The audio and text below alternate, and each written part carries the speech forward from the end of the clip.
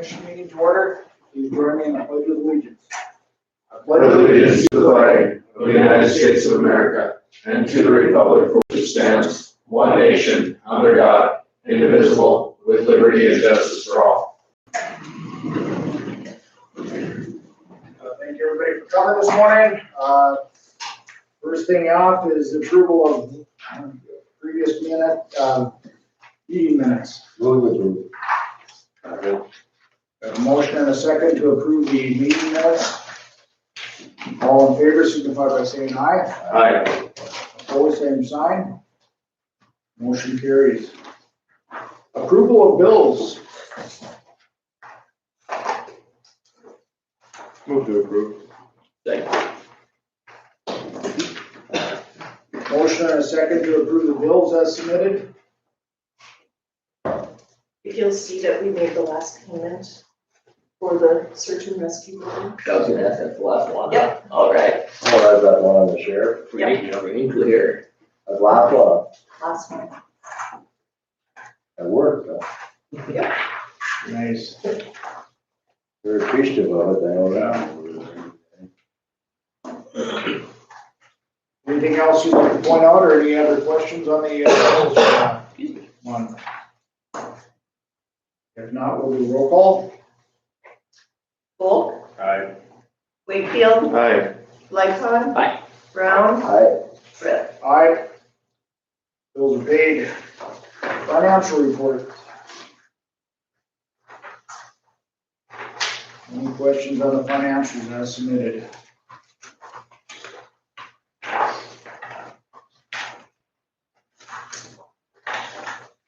Oh, everything looks good, right?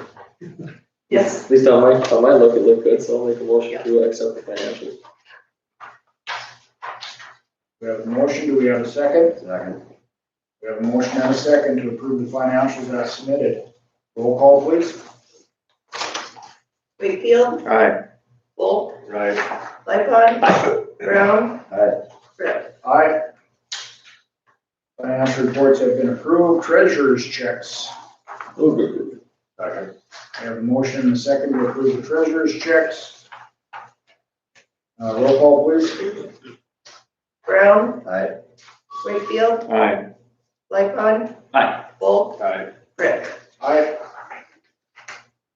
Treasurer checks have been approved. Approval of agenda. Any additions or corrections to the agenda as printed? Mr. Chair, I'd like to add a quick discussion about the burn ban. I've gotten a lot of calls on it, and I just told the people that I talked to that I'd bring it up. Can I add that under new business? Either that or Unfinished business, either way. with Chris.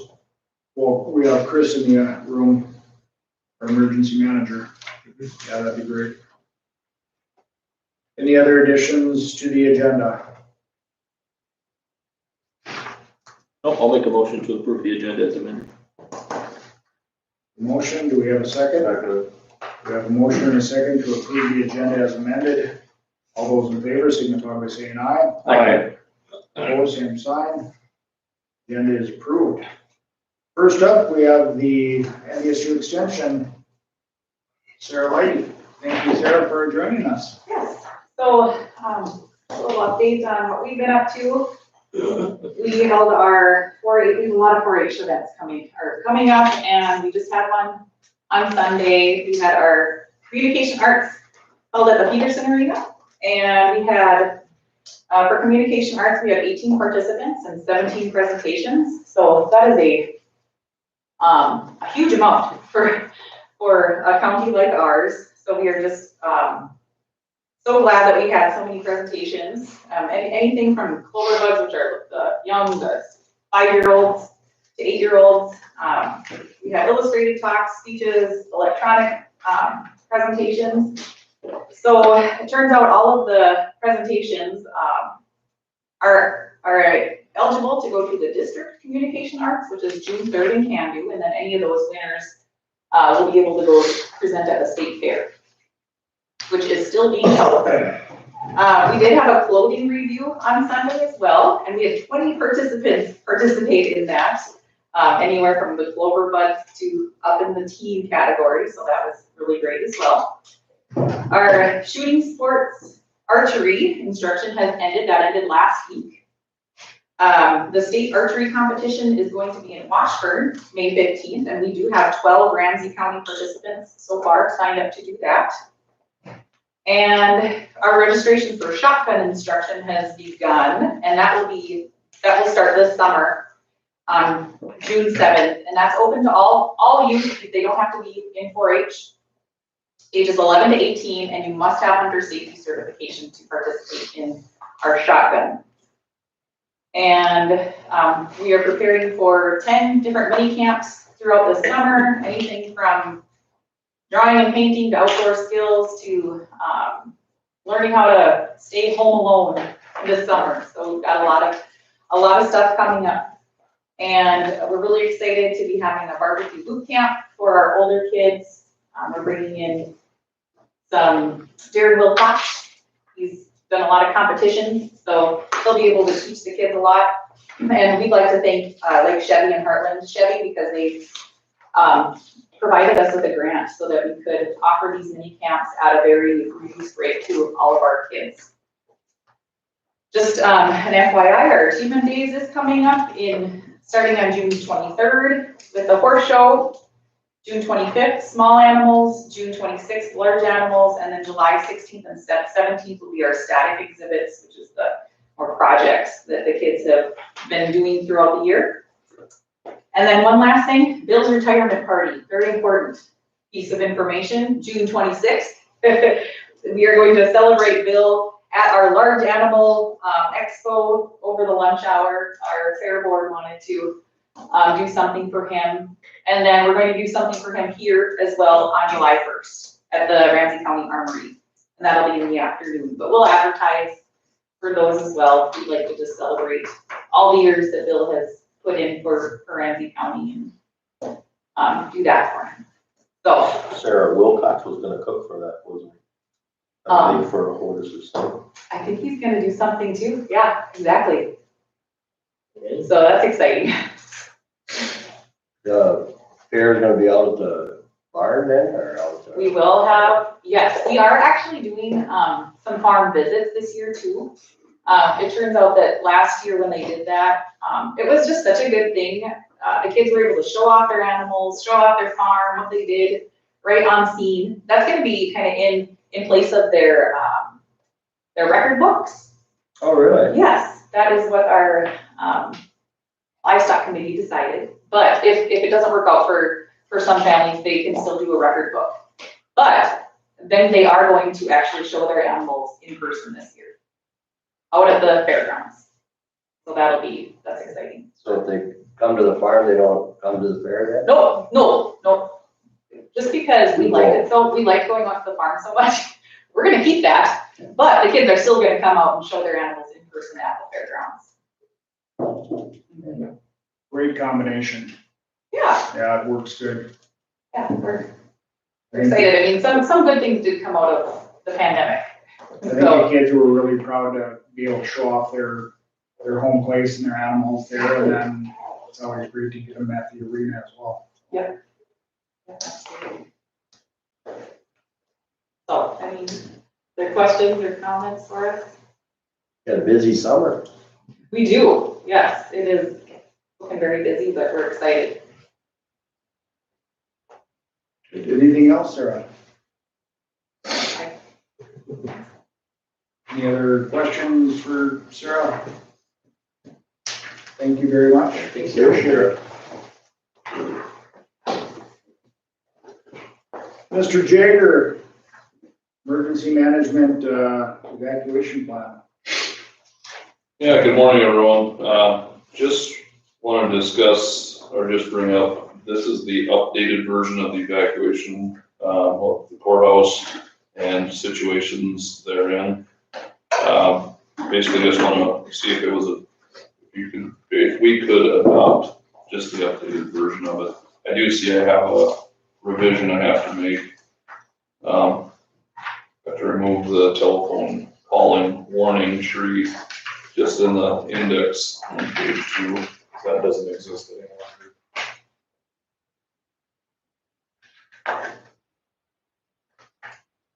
Are there any additional changes that were made to it that is pretty much the same, we're just re-adopting it? Just updating like the ways to call 911, just instead of dialing 911, we have to dial 911. Stuff like that. Just little revisions, but other than that, no major changes.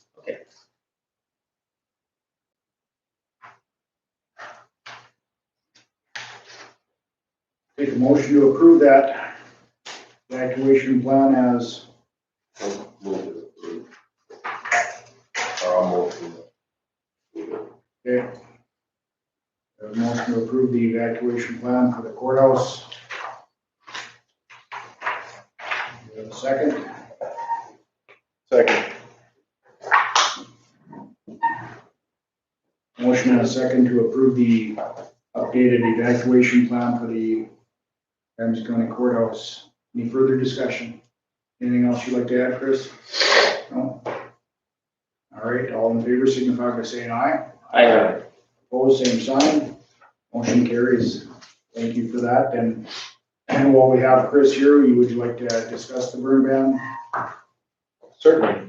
So I'm sure several of us got calls about the burn ban and farmers' thoughts on how it's affecting them. And obviously none of them are happy, but I don't think any of us had that expectation. But the one thing that all of them did say to me when they called was that this burn ban is causing them to leave their fires unattended, you know, so that they can, or at least in their mind, they won't get caught and penalized.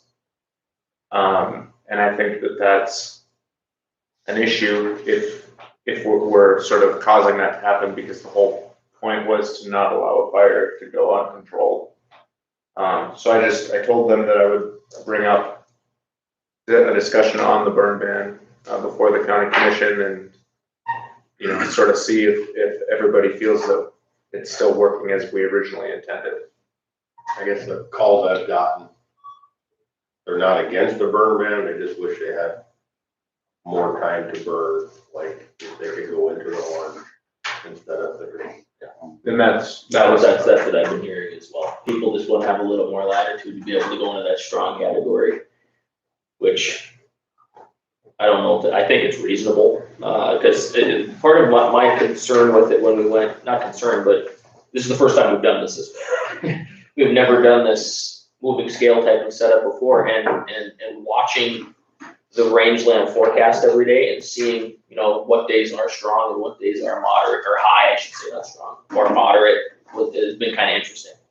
And I think there's been a lot of high days that were probably fairly reasonable to burn on, with some common sense as always. But we're not going to stop everything. Heck, there was a red flag warning the other day, and heck, there was smoke all around. So, I mean, You know, we've got to loosen this up somehow. The orange days would be all right to me as long as we're not at 50-mile-an-hour winds.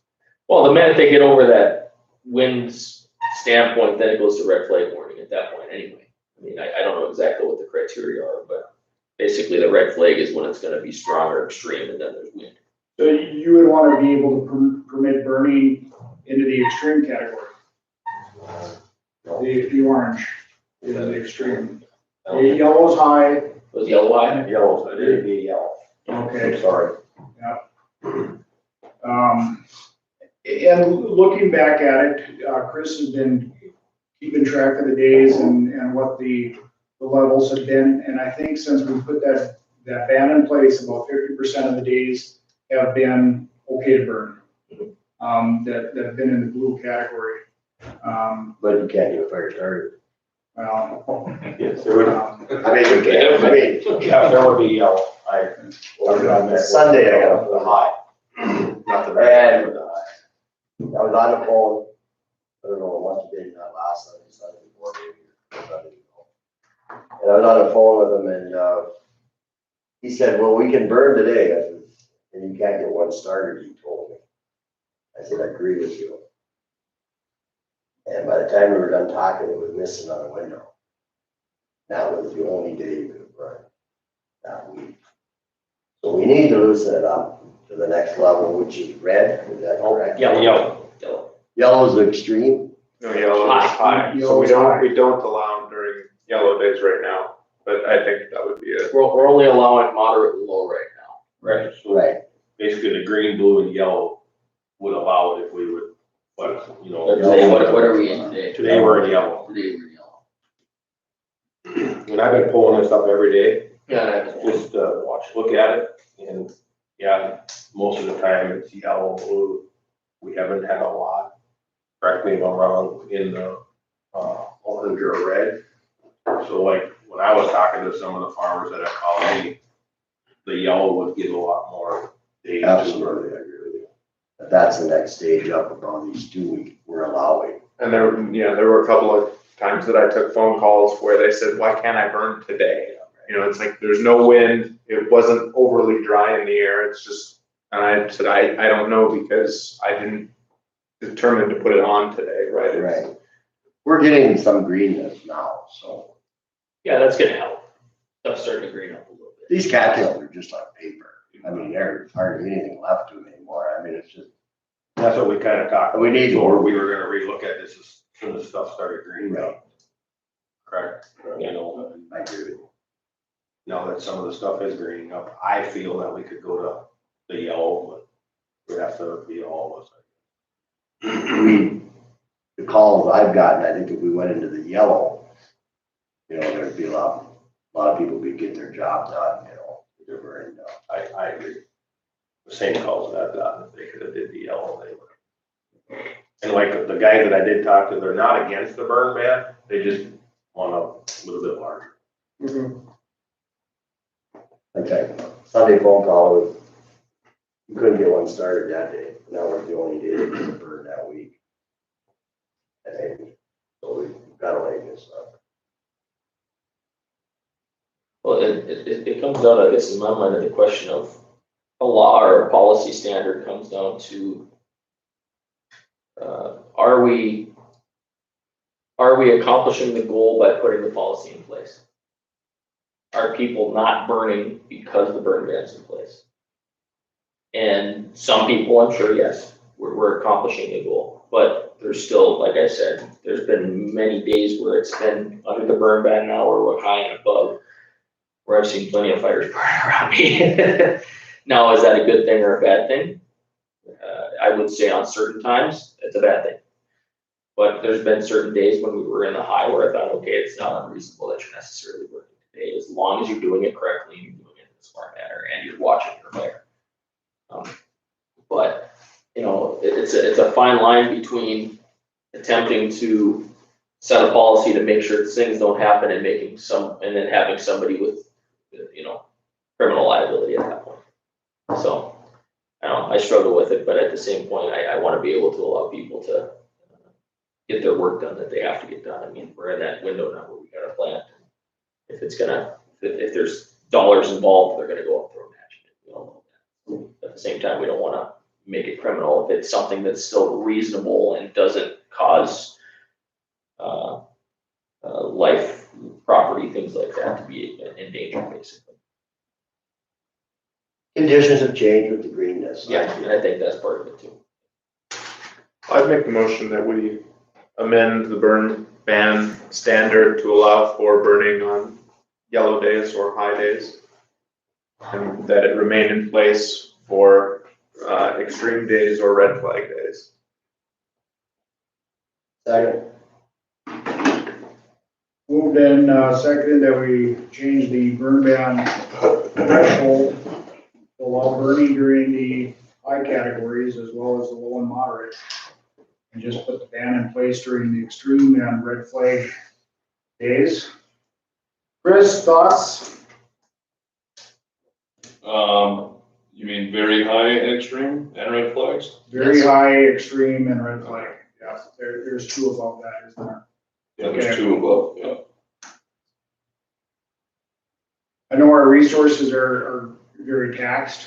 Yeah. And when we have the burn ban in place, they have to be reported, they have to be extinguished. And so when a deputy does see a fire during the burn ban, they're indicated to call out rural fire. Rural fire is required to respond and take it from there, I guess. So it has been very taxing on our volunteer departments out there. Well, and that's the question of the happy medium, because, I mean, the burn ban's in place to try to protect property and protect everything around it and people, but at the same time, to try to protect our fire departments and our volunteers. So are we actually causing a problem by not allowing burning in like the high category where they have to go out on a call every time when maybe it's a reasonable time to be burning? I mean, so it's a 6 of one, half a dozen of the other type of situation. I think all the calls I got were from people that are on the fire. Yeah, and I got it from rural fire department guys too, saying that these are days that are probably reasonable to burn and we're being This is the called. day we should be burning. Yeah. Get this over with. I know last Tuesday afternoon going home, it was a moderate day and there was smoke plumes everywhere. People were taking advantage of the That's day good. that they could burn. But I also see them on the high, extreme and red flag days too. So I don't think it's deterred anybody at all, unfortunately. Well, and if you leave these, I wouldn't say at all, but. if you leave these standard, like if we leave this standard in place for long enough, people will just get used to dealing with it. I mean, part of the problem is we put the standard in and some of these old farmers probably don't even know how to look it up. Yeah. Right? And so therefore, without giving them time to figure that out, they gotta burn, they're just gonna burn. And if that day is the day that's easiest for them to do it, that's the day they're gonna do it. I actually had a call on that. They said, how do I look at it? So that I don't get in trouble. That's Talking good. through it, you know, they're like, I'm not tracking. And once I showed them, they're like, well, that's 2 weeks. You know, but you don't always get those good calls either. Yeah. So. That's a question. Yep. How's a red flag day determined? Wind, right? It's mainly wind, once the wind hits, I don't know their actual threshold number, but when it's really windy, that's considered red flag day.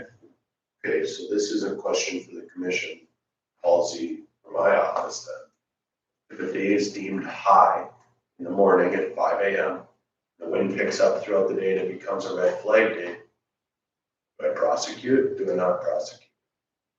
No, that actually is one of the problems that when I was talking to these people, I was saying is it's really hard because you could call me and I won't know when you call whether or not we have a burn ban, right? You know, unless I was literally looking at it the minute before.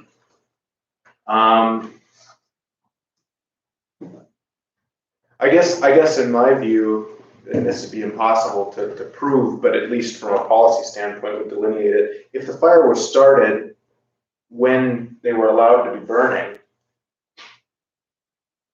I don't think that they should be penalized. The fire might need to be put out, but I don't think they should be penalized if it became a red flag day. Let's try to use some common sense. Well, I don't think they, I mean, and correct me if I'm wrong, I could very easily be wrong on this, but every time there's been a red flag warning, that's called in the morning too, correct? Well, essentially, it kind of is, they predict a red flag. They predict a red flag day. I mean, they don't just go all of a sudden, the wind came up at 2 o'clock, it's a red flag warning now, generally speaking. Does not recall that happening at this point. I know what I've been watching, like on the map, it's been pretty close. If it's gonna be windy, it's pretty much. Yeah, they call it. In a perfect world, they would change throughout the day, because no kidding, do I believe that it's high all day long? I don't know, you know, because they put it off at 6 Let's in the use some morning. common sense. Yeah. It varies. I mean, let's just put trust in our people that we have in our county that live here and farm and try to make a living. But let's trust that they do the right thing. I mean, we need to. That's all we haven't. Let's use some common sense. Can we include in there, for them to call the LEC and let them know?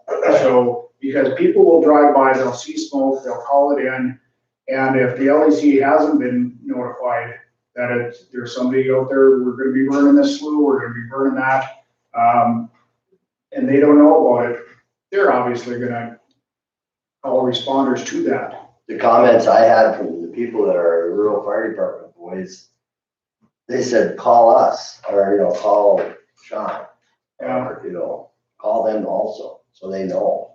Well, You know, maybe who the hell is burning out there? Maybe we could have somebody at the LLC do that, so you still have one you know, sort of one place that all the farmers can call, but then the LEC could quickly notify different fire departments. But I agree, I mean, if, I don't know exactly what parameters will cause this scale to change, but I don't wanna penalize farmers who tried to do the right thing and have the weather turn against them. And I think Things have greened up, like I said earlier, things have greened up, by going into the yellow, it's gonna be a lot better. help a lot. Yep. Agreed. I think you're gonna see that on your end a lot of prosecution. If we go to the yellow, you're not gonna hear what we've been seeing. And that's actually how they do the, back to the calling in, when so-and-so calls in to the LEC and says, I'm gonna do a control burn, we actually get notified via text that says, hey, they're having a controlled burn at this location, so that's nice. So Absolutely, yeah. they are informed. I agree with you 100%. Yeah. Let's use some common sense. And that's Let's put this in people's hands. that's the best way to handle it, because if you've got a record that somebody called in a controlled burn, and then it goes to it goes to very high or extreme or red flag, you've got a record that, hey, I started this before I was there. Right, and then at least you don't have to penalize them, even if you might have to go out and put the fire out. So wait, no. What's going on? I'm trying to see what criteria, I'm trying to figure out what a red flag warning criteria is here on the, because the weather service is who calls it basically. I think it's, high winds, low humidity. Yeah, I believe so too, but I'm just looking to see if there's any specific criteria that they call it on, yeah. It's tough. It says after drought conditions, when humidity is very low and especially when there are high or erratic winds, red flag warning becomes a critical statement for firefighting agencies from the NWS. I think just, like Ed said, using common sense and trusting people. Let's put it into people's hands and, you know, let's not create a disaster. Let's use your head, you know, get a fire break, you know, have the discs there, have implements there to get after if you need to. I'm sure most of them do. But like the situation we have right now, like Lucas said, people are driving by, starting, taking off. Right. Yeah, I don't know who started that fire. Yeah, I don't know. Yeah, and that's not what we're trying to accomplish. You know, we don't want to do that, not at all. Okay, any further discussion? And everybody just one other thing, everybody usually brings machinery to the fire. They have their machinery there, their discs or whatever, you know, to have the fire break. And most of the time they'll leave it sit there till it's fire controlled or gone, you know. Especially. So we need to do this. I mean, there is numerous places out there that need to be burned. Especially. Ground dry. My thing, especially if the patrol or the officer shows up and someone's actually sitting in a piece of equipment or they're there controlling it, that's where we gotta use common sense. I know as a livestock, I'll bring this up, they're not really in the county, but these damn cattails is where the coyotes hang out. They're in there hunting for mice or whatever. I lost a calf right off the bat. They sucked that calf dry like somebody cleaned it with a knife. Left the back and the hide overnight. I got a hold of a local hunter with his scope and his ball at night, you know, he got 5 in 2 nights. And I haven't had no trouble since. Tell the next one's moving. I sent him some hamburger home. He thought that was all right, so. Say the next ones are Couple gonna guys move. from Florida, I haven't seen him personally, but I will. So, but he said I've seen a lot more, I believe it. so we gotta get these cattails out of the way. All right. Any further discussion? If not, we'll make the adjustment on the burn ban. All in favor signify by saying aye. Aye. Opposed, same sign. Motion carries. Thank you. Anything else for Chris? Mr. Jager, thank you. Thank you. We're right on time, so was that. We have 8:30 Pops Package Store LLC beer liquor license and special permit for the June 11th, 12th rodeo at Pops or Peterson Arena. Everything in place, Ken? Everything's fine? Did you bring the special permit? We've been doing everything by email. Okay.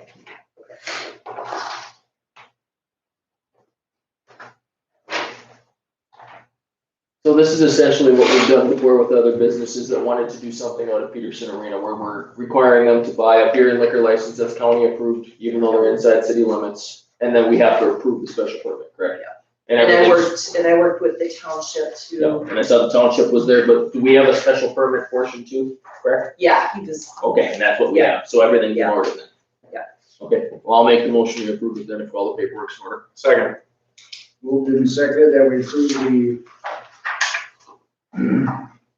beer liquor license special permit for Pops Package Store. Any further discussion? If not, all in favor signify by saying aye. Aye. Aye. Opposed, same sign. Thank you very much. Motion carries. Thank you. I'll just email her. Okay. Roger. Mr. Anderson. Regarding window, I'll use blinds for lack of a better term. I got a couple samples. Hopefully you guys had a chance to look at them. I don't know how many of you did. No, Adam does not. I see a.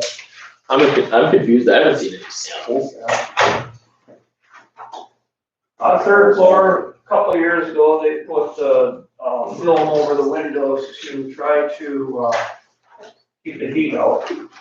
And they said that yes, it does work fairly well. But they put that film directly on the window. And apparently that's not the thing to do because the window gets really hot and the window cracks, which has happened to two of them. So I talked to two other companies here in town, and they recommend more of a shade, or I guess shade would be the correct term to use. The same material roughly, but that way, when it's not pressed against the window, you get a little airflow in there and that keeps it from keeping the windows much. Interesting. So we had some extra money from the generator that we had set aside for this year, and then found out the generator was gonna be way more than that. So we just, this is one of the things that might benefit us, and we would have money in the budget already to do it. I haven't gotten any pricing yet, but I just thought I'd kind of run it by you and see what your thoughts are. Well, it sounds like something that's gonna save us money pretty quick. In the long run, probably, yes. But talking to the clerk of court there on the west side up on third floor, and they said, yeah, they sit right next to the window, and they said they sure noticed the difference. Which one are they using, Roger?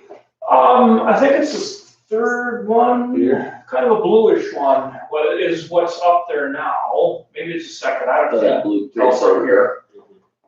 I was gonna say. And the color wouldn't really make any difference, it would just, we would just probably try and match the one color that's up there now.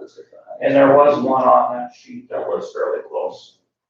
Didn't we, when you talked to me, did you have a ballpark figure on what? No, I have no money amounts yet. But you knew Oh, from up on the third floor? what it It cost up was right there around 10,000 for the whole for the floor? third floor, yes.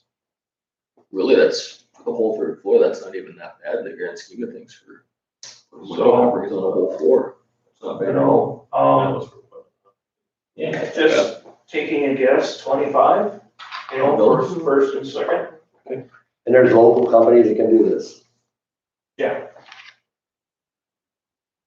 I think it's reasonable to look into it, see what kind of prices there are. We talked about the generator, you wanna go on in there, you know, Yeah, we gotta get an engineer.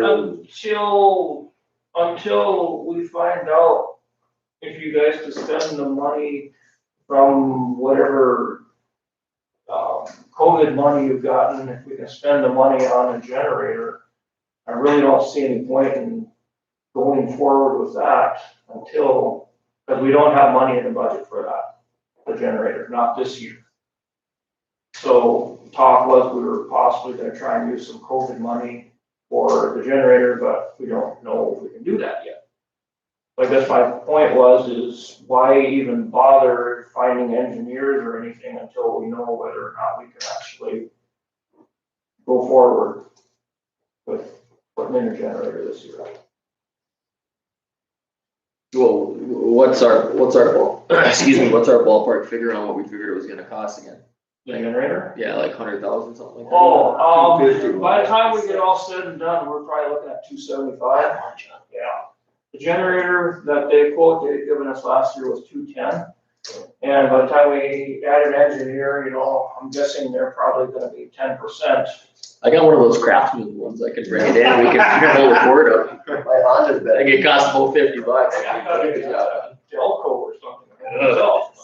I think you should put it in your budget next year, like we talked. Well, We'll look at it then, I think. find out, I mean, that money can be spent.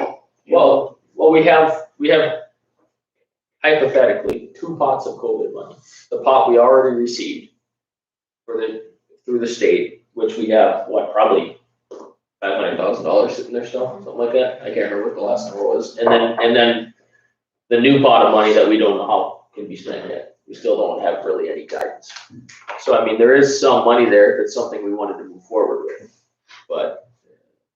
Like I talked to Roger and Adam we need to use that engineer. Yeah. Just because of large. Yeah, we have to, project. because of the amount of money. I'm not saying we can't put a generator in. No, but I think it's reasonable to make sure that you have somebody that's got some expertise in it anyway, just to make sure that we're getting our money's worth, basically. Right. We're not too When big, we're talking that kind of money, we're not too big and we're not too small. Yeah.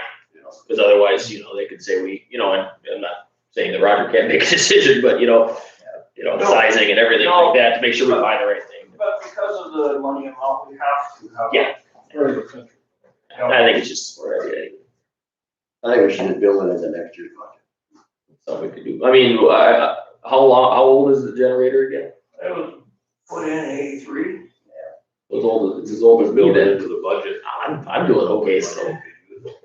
Well, it was only 100 kW and it was only designed for the bottom floor, the emergency fallout shelter, where our emergency operations center was, and so it's only designed for that floor.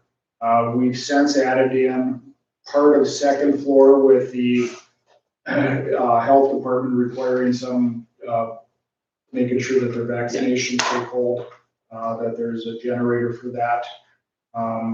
And this one would take on all 4 floors of the building. So it'd go from 100 to 300 kW, and it would be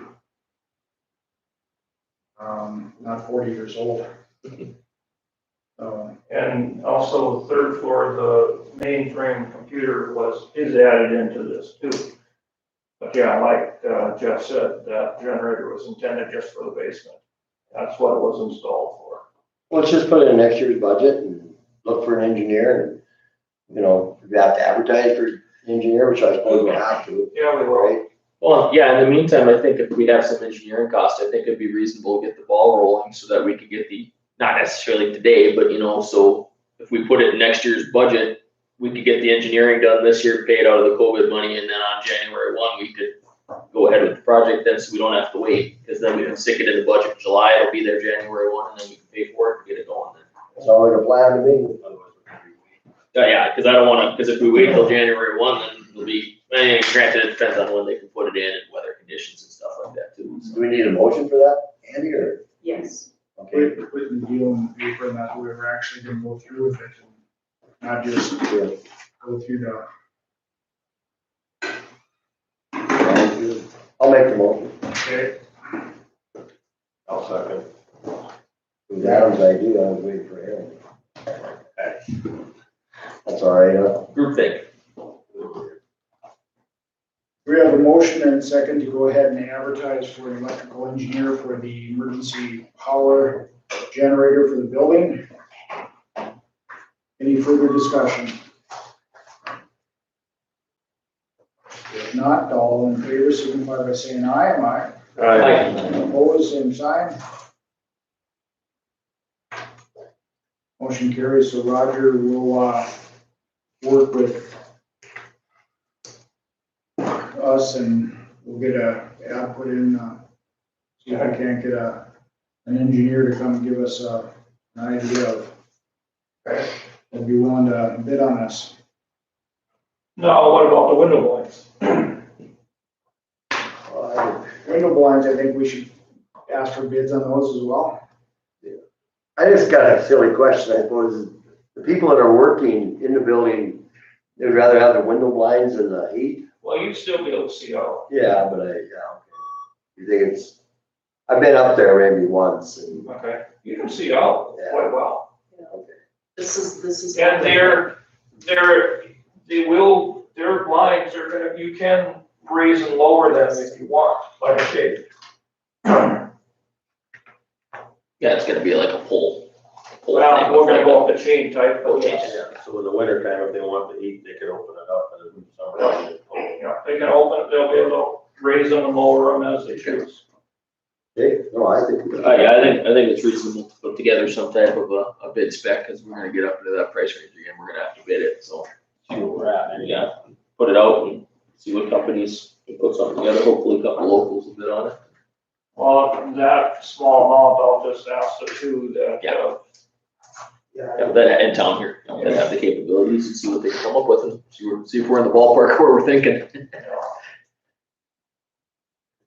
Okay, we wanna put that in the form of a motion to go ahead and give the, okay to put a bid out for the blinds. I'll make a motion to have Roger put a bid out for blinds. Second. Moved and seconded that we put out a bid for blinds for the building. Any further discussion?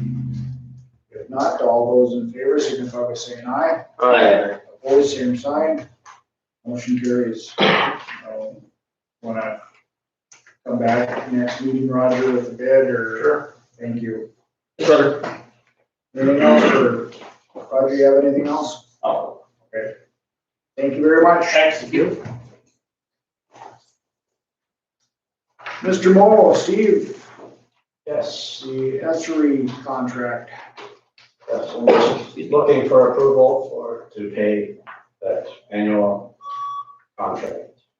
So moved. Second. We moved and seconded that we go ahead with the estuary contract for the GIS software. Any further discussion? I include the amount on that. What is the amount on that? Steve, is it 5,000? 3,000. 3,000. And the city covers the OT, correct? Okay. Perfect. Any further discussion? If not, all those in favor signify by saying aye. Aye. Opposed, same sign. Motion carries. Thank you, Steve. Okay.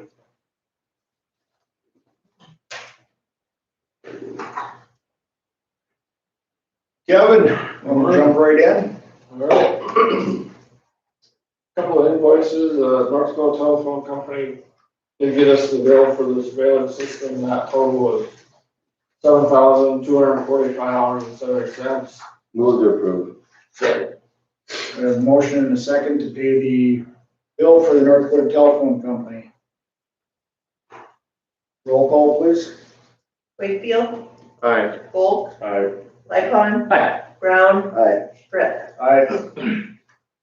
And we also got our bill for the summer cutting edges that we got from Butler, and that total was $9,338. Move to approve. Oh. You can. I think he got it. Just about that much earlier. I'll second. Nice. Kevin, was that already paid for in our general bills? It was listed there, so it's, I mean, however you want to look Did we wanna That's why today. Both of them were pay listed. twice? Yeah. I noticed there was a different amount in that. Oh, we had some other Was some other questions. equipment. Yeah. Been moved and seconded that we go ahead and approve the amount for the cutting blades to Butler. Roll call, please. Lightfon. Aye. Brown, Aye. Wakefield, Aye. Volk, Aye. Brett. Aye. And then we're getting ready to fix our soft spots, so we need to have a second skid steer, and I talked to Ironhide, they usually give us a really good deal, $1,300 a week for a second skid steer, and we need to rent it for 3 weeks, so it's gonna be about $3,900 to rent that. That's one thing we should maybe look at getting a second one, but what the budget, probably didn't budget for it this year, but they're about 40 grand roughly. But it's something we, skid steers are something we use every day, just, like 5-10 minutes here and there. We got one with wheels and now we'll run one with tracks. Just to get it on a little better than soft spots. You want a motion on that? Yeah, motion to. Move to approve. Moved and approved that we rent a skid steer, help out with the soft spot repairs. All those in favor signify by saying aye. Aye. Opposed, same sign. Motion carries. And I did meet with Jim Steyer and the railroad companies about the 3 sites that we put in for. And now the next step is they'll be assessed with all the other applicants and throughout the state. They did comment that the one in Southam, on our asphalt road there in Southam, is a likely candidate for getting approved this year. But we're competing for approval, so. And of all 3 of those, there was one by Bartlett there on the Nelson Ramsey line, and one north of the rest area. Now, one south of now. Yeah, I should do 1 train a week. 3, I think the. Yeah, maybe the railroad 3. guy said 3 a day, no, he said 3 a day. That many? That's what the railroad guy said. Wow. I'm gonna be a stretch, huh? I think I hear them more than I see them. Cause when the wind's out of the south, I can hear them running. The other 2 are the high speed, Does, since it's on pavement, on a federal route, does that increase the odds then? It does, sight distance has a lot to do with that one too, but it does, since it's a paved road, that's another big factor. Yeah. Bus route is a big factor. Of course, traffic count. Yeah. And there's one more, accident counts. No, so for previous accident counts, it was bad. Bus route. Bus- All 3 must be on the bus route, all. Yeah. I mean, I'm not saying that it's not a good idea to put one, that's all, I mean, I think all 3 of them are reasonable places to put crossing arms. Cause they're not great locations to be able to see, especially that southern one coming out of the north. It's tough, but that one out north of the rest area is tough too, because I mean, it's at that angle and there's a hill there and that's a bad location too, so. To the east of that hill. Yeah. You can see it okay coming from the north, but from the south, you gotta look back to the side and it gets a little treacherous coming through there, cause it's one of those perpendicular, it's coming at an angle, it's not a straight shot, so. Yeah, well, I guess in my mind, any of them that we can get done is a step in the right direction. We're responsible for touch side of the cost. Yeah, okay, whatever we need to get done, I It's, guess. that line by Southwood, that company installs them cheaper than the other railroad companies, so, yeah, like, they said about 500,000, which we're responsible for 10%, and, the other line said about 750 to 10,000, or 7,500 to 10,000. Or whatever, 750,000. The tractor, $150,000, huh? Yeah, so I mean, the 2 companies have a cheaper price, which doesn't make any sense. They could pay me, and I would go out there with a couple of roadblocks and put up every time the train's coming, just give me an alert on my phone. the tractor doesn't go beyond Devil's Lake, does it? Does it go west any farther? Or the CP line or the Northern Plains line, I don't believe so. It goes to the Barley House. Deadhead's here, Barley House, and then it Yeah, then it goes all the way through what, Deep River Falls to the east. I think it was. I don't know exactly where it runs. Yeah. There's still trains that run the track there, but it's not near as often as it used to be. Barney went to Milwaukee, right? Well, yeah, and I think part of that track, then they run over on, well, the CP runs all the way out to the terminal, I believe. Right. Because then it runs all the way out to Strata, because absolutely uses it quite a bit, I think, because Strata uses it for bringing in aggregates and things like that from out in Minnesota and places, so that's generally what's on it. Yeah, the railroad master said three a day. Why three? I mean, somebody's stuck somewhere at three, you'd think there'd be four, but whatever, I mean, that's what he said. Interesting. I guess I've never counted, but I have no reason to doubt Okay. Yeah, that's just kind of information. We did have to install a culvert in the Ramsey Nelson County line. Must be about 4 or 5 miles north of 2, where that snag and clear project's going through. There was about a 2-foot difference in the water elevation already, so, and then they're gonna be sending in more water through there, so. But we paid for the culvert, and Nelson County paid for the installation, it's more than enough than anything. We just get a phone call or something about that. One other, just to bring up to speed, we're gonna be installing a culvert at the 4-H ground, at the Peterson River. And there's actually 2 culverts there now, where we're gonna take them both out and replace them with one good one. The ends are breaking off on them. So the materials are gonna be less. Then also we're gonna put some gravel up by the building. And all the material will be less than $1,000, so. Just share up the speed there. it. So those, the ones where they cross the road where it kind of turns the corner there? Yep, right on that curve. I saw that when I was out there on Sunday, I was like, yeah, that probably needs to be fixed. When I get it, the horse trailers trying to make that curve, and if they have to meet somebody, I get it, so we're kind of pushing to make it longer than it was before, trying to prevent that.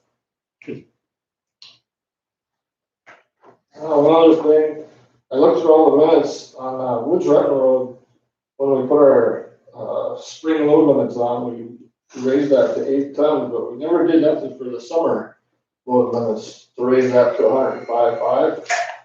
Which should take a motion of the commission, so if you guys are all in favor of that, we should probably have a motion. Move to approve. Second. Just one question, Benson's gonna do it too? Benson's and it is already at 105. They are. That's much, yeah, we got the road bed for it, so.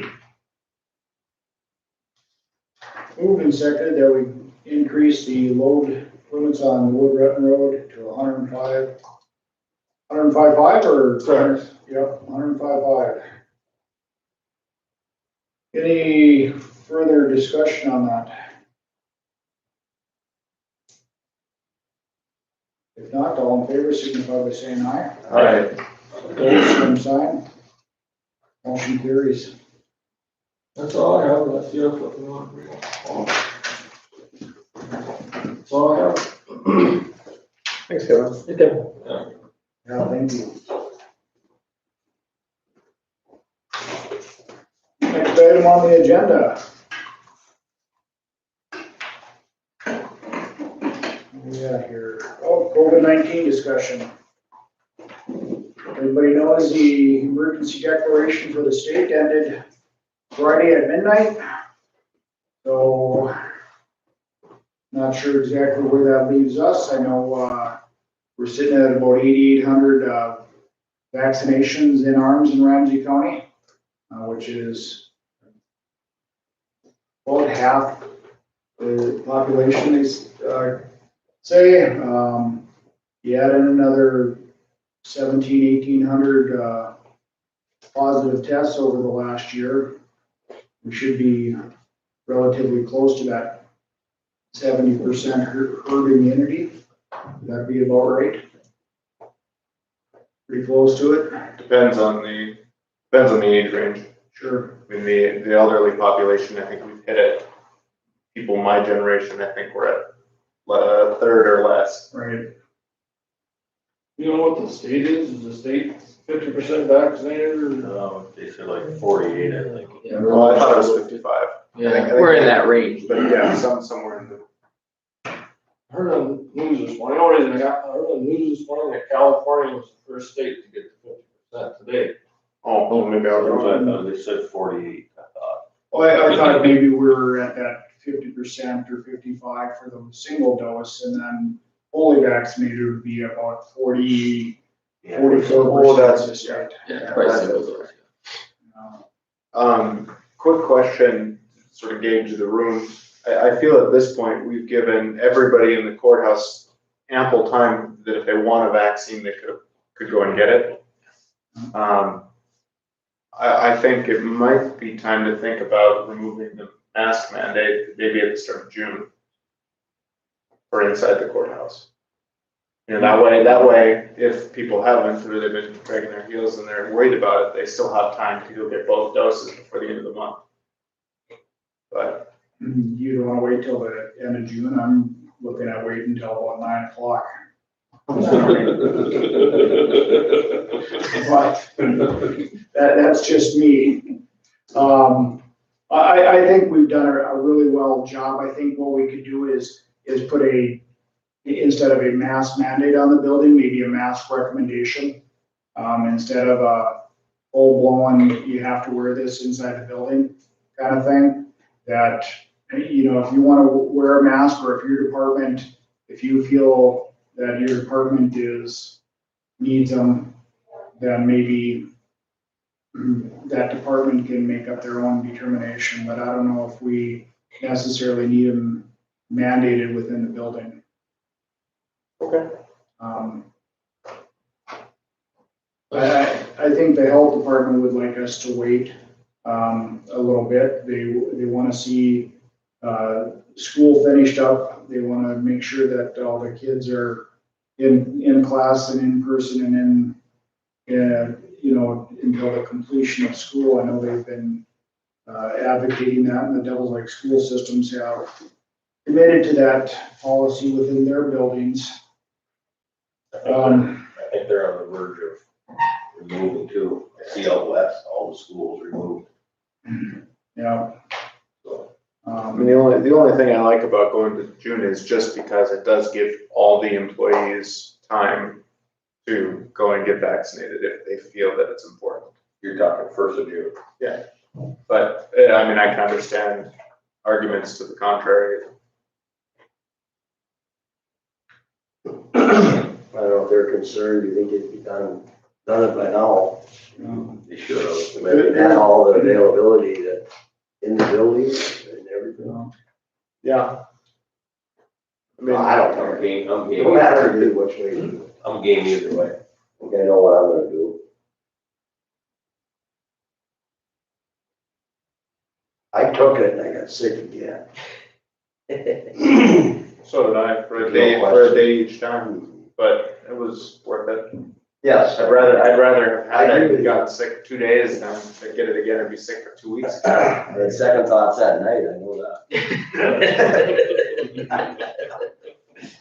Well, the thing is, we don't know if we're gonna need boosters or things like that either, but I think people have had plenty of time to get it. The only question I have is the people within the building that are working with one another, if they decide to become vaccinated, that's their business. But there's still not clarity that even if you have been vaccinated, if you can carry it to somebody else.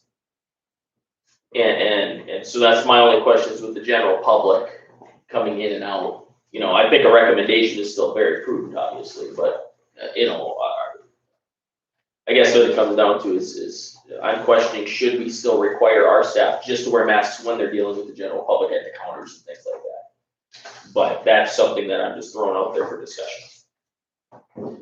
Other than that, I think, you know, everybody in the building, if they feel comfortable, then they're gonna wear it, and if they don't, or they're not gonna wear it, if they don't, they won't. I think for the most part of here, though, we do have the. Yeah, we got plexiglass dividers and everything like that still, but I'm just throwing it out there, that's the only thing I could think that would be a problem, because I mean, they say that once you become vaccinated, you have 95% coverage essentially, and if you do get it again, that it's supposed to be like a common cold, you know, it's supposed to decrease the severity of it greatly. So everybody from January on now, basically. Well, we've been open to vaccination for everybody for what? 2 months now, probably. At Quite a least. while. I mean, I got mine at the beginning, first one at the beginning of April, I believe, so. Camp Grafton do it. It's 50/50. It's pretty much up to the building. You know, unless it's a federal building, then Yeah, it's still required. that's required. You tell the Bismarck, all the federal buildings.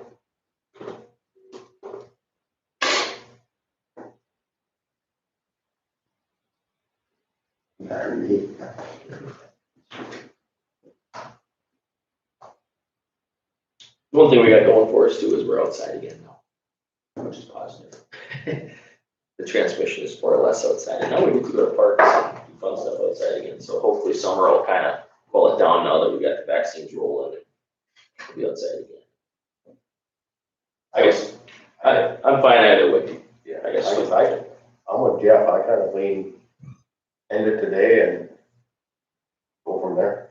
Yeah. Mr. Chairman, along with that, something else to think about is we have we take our temperature every day, we're keeping a list of people that come in to sign up. You know, if you get to COVID, you get free sick days. Is that gonna go away too, or is that? No, we should probably think about that. Well, thanks for throwing a monkey wrench in there, Kevin. Well, I believe, isn't the federal statute on all of those, or the federal guidelines on all of that, they've got the funding and all that through what, September 1 or something like that? I think so. So I think all of those things are reasonable to keep in place still, that Yeah. people don't feel as though we're gonna hang them out to dry if they get terribly sick with it and things like that.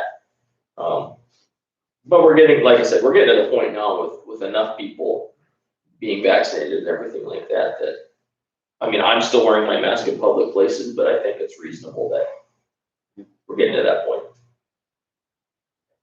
We went to on our own, get sick now. Especially if they have that opportunity to get vaccinated. Mm, But we had some people abusing it. Of course. You know, I think it's case by case situation. no. Maybe you obviously had someone that went on their 4th round. Yep, You start to wonder.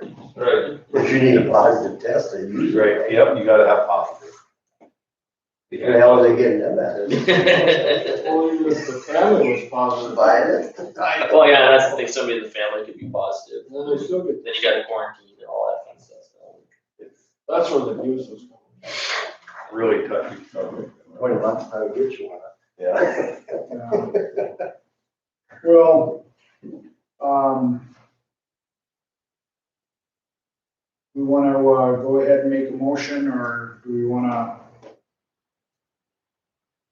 I'll motion to end it today. Okay. In the building. And put up, I do agree that it should still be up to the people they wish to, the recommendation. Yeah. Okay, So masks are recommended instead of required, Correct. or Well, they'll be required instead of recommended. The mask would be lifted, but it's recommended, so if someone wants to wear the mask, they could. Okay, always. They could always, yes. yeah. But we're not making it mandatory basically taking the mandatory for our employees off, and Unless they want to. unless they want to, absolutely, yep. And still encourage the proper hand hygiene and the social distancing, and, if there's something that you feel uncomfortable, then by all means, put a mask on, wear a mask. I always carry one around, just in case there's a store that requires one. There's not many out there left that are requiring them, but just in case, I'll have one with me. So do we have a second to Commissioner Volk's motion? I'll second it for discussion. I got one question for Candy. What's the feeling in the courthouse, Candy? Be done. Should be done. People are ready. And, I think it kind of goes, some want to be done. But yet, if there's gonna be ones that will still I mean, if we can't social distance, I'll just go on and, Same feeling up on the third floor? I think so. I think at this point it comes down to personal choice. Yeah. If you were concerned, you may have got the vaccine. Those who wear it are gonna wear it, those who don't are not going. Well, I think like Candy said, a lot of it comes down to too is just knowing your coworkers and who's comfortable and who's not. If you can't social distance, just having the common courtesy as a coworker to say, I know that you're not comfortable, I'll wear my mask when I'm within your bubble and, you know, just common courtesy and hopefully everyone can work together and I think it's reasonable.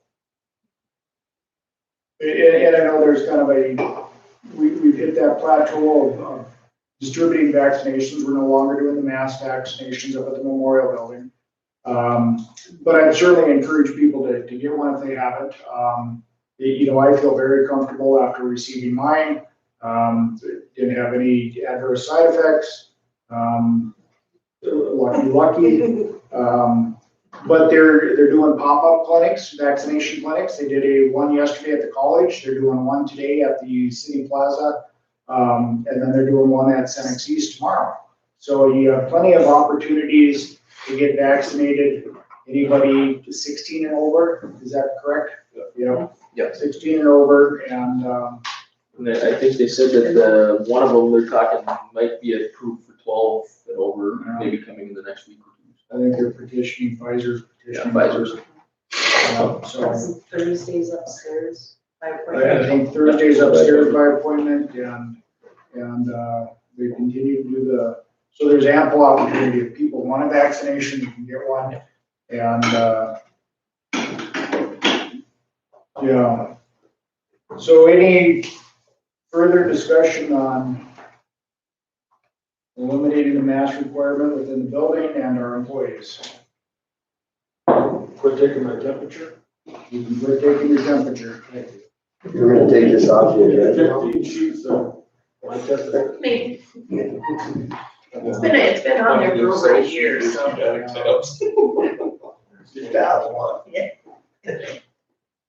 Any other discussion? If not, all in favor of the motion, signify by saying aye. Aye. Opposed, same sign. Motion approved. Yeah, I'll take it off. You think you should probably take your temperature anyway, just to see what's going on. All right, any other unfinished old business? If not, we'll move on to new business, letter of support for Lake Region Law Enforcement Center grant application from Devils Lake Area Foundation. What they're looking for is a couple of Watt medical cabinets on wheels, so they can easily dispense medication to the personnel over there and have it locked in a secured location. And I think the Devils Lake Area Foundation grant for the amount of, was it $6,800 bucks. $6,800. There's 3,400 a cart, I think. Yeah. So the question I have, we're the only ones paying this, or this is coming out of all the companies? Oh, this is a grant. This is a grant. It's just they need a sponsor. They're giving the law enforcement money. Yeah, on any of these CDG grants or Devils Lake Area Foundation, they just need a sponsoring entity and they usually come to us. So I think what Mr. Johnson's looking for is a actual letter of support instead of going through the approved minute process to speed up the application. I'll make a motion that we draft a letter of support and of support for the grant for the law enforcement center. Okay. Moved and seconded that we approve the letter of support for the grant application for the law enforcement center to the Devils Lake Area Foundation. All in favor, signify by saying aye. Aye. Opposed, same sign. Motion carries. Thank you. Yeah, thank you. It'll be a big help. Hopefully they get approved. Review of the joint powers agreement with the Lake Region Law Enforcement Center. This is something that Rob and the LEC board have been working on for quite some time. I think Rob had sent over Bo a copy of it to have him review and make sure that the county is properly represented and protected within that. So I did have an opportunity to review it. I also reviewed the previous agreements. Everything looks to be pretty much in order. There's just a few things that I'm gonna draw your attention to. On page 5, paragraph 4.816. Thank you. Okay, and hold harmless, indemnify members of the LEC board for any actions taken during the scope of their official duties. That's a pretty standard thing, but if somebody were to sue, the county could potentially be on the hook for representing the board members from our county. So just wanted to draw that to your attention. I don't think that's any reason to torpedo anything, but just so you know, that's a potential liability for the county. Medical costs, later in the agreement, inmates housed by your county or our county's inmates, we are on the hook for their medical services. That's pretty standard as well. The only other thing that I wanted to point out was on page 11, paragraph 14.1. If for some reason we don't pay our bill on time, we're looking at an 18% interest rate. That seems kind of high to me. We're gonna leave it there. That's fine, let's pay our bill on time, so. I think that's the point of putting it at 18% to make sure that the bill gets paid. We have a problem with one. Gotcha. Well, I mean, those are the only things I saw. Other than that, I think the county's pretty well situated. I don't believe that Director Johnson or members of the board would try to throw one past us, so. I just don't stand very well. I will say this agreement is far more thorough than the previous agreements, which is good. Yeah. I do have a few questions, I guess, sir. So were you on the committee that? No, I wasn't. Or either of you? No, okay. I just have. Ramsey and, Dale. Dale? Okay. I have a few questions, I guess, from my perspective from the county and going through it. You know, it talks about in the previous, or not previous, but the letter that was attached to it, that there's gonna be a side agreement then for the specific building and between the city and the county. Has that been drafted yet? No. Okay.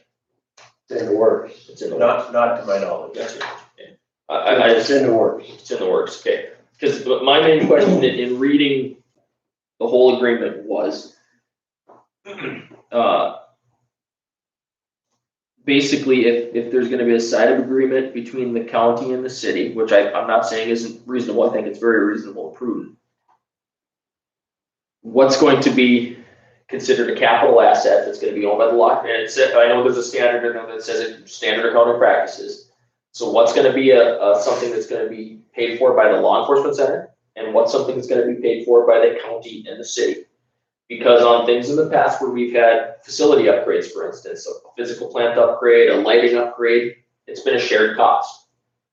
Under this agreement, anything that's not attached to the building is a capital asset, generally speaking. So if you take the building, turn it upside down and shake it out, anything still attached to the building would then be the hook for Ramsey and Devils Lake, and the other counties wouldn't have any cost share in it.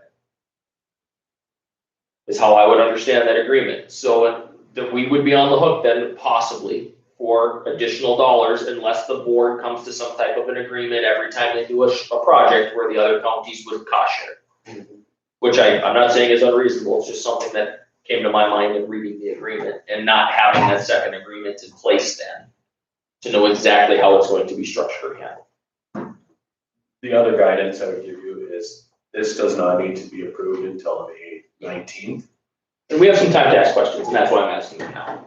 And I do believe when I was at that meeting that Director Johnson wants to come and address our county commission to be able to answer some of those questions in more depth. So you will have an opportunity to, you know, harangue him, if you will, so. Well, I'm always nice. Just for instance, we've been fixing potholes in the parking lot, but we refuse to pave them. We just fix them with gravel, something simple. That's just maybe an example. Yeah. I'm not saying that it shouldn't be necessarily our responsibility, because it's our physical property along with the city of Devils Lake. We wanna keep it that way. Yes, and I'm fine with keeping it that way, but I'm just saying, I think, and I trust the board, but some clarity in how that's gonna function, you know, like you've been talking about lighting upgrades to the facility. I appreciate your input, Adam, I really do. Yeah, we're talking, you know, like lighting upgrades. Well, then since it's gonna be attached to the building, then is it just gonna be a city and county responsibility, or the other, or we're gonna change the structure so maybe those other counties have to give a percentage of the cost, or they pay an extra $5 a day per prisoner, so that would offset, or something like that is all I'm asking. I think the lighting's gonna be around between 40 to 50,000, and they're gonna take it out of the profits of the law enforcement. Yeah. That particular project. Yeah. You know, and I think we should leave decisions like that up to the board somewhat too. Yeah, and I think it's reasonable, Yeah. because you're gonna be dealing with the dollars coming in and going out. I'm just bringing the question up now before we, you know, sign anything, so we have that discussion in terms of how are we gonna handle it, because, you know, stuff like huge physical plant upgrades, roof, you know, generators, when a, Well, the camera system. yeah, I mean. In the intercom, that was a huge project, and, you know, and the city paid half, the same half that Ramsey County did, not half of the project, and then the other counties. the other counties chipped in. Share of it. Yes.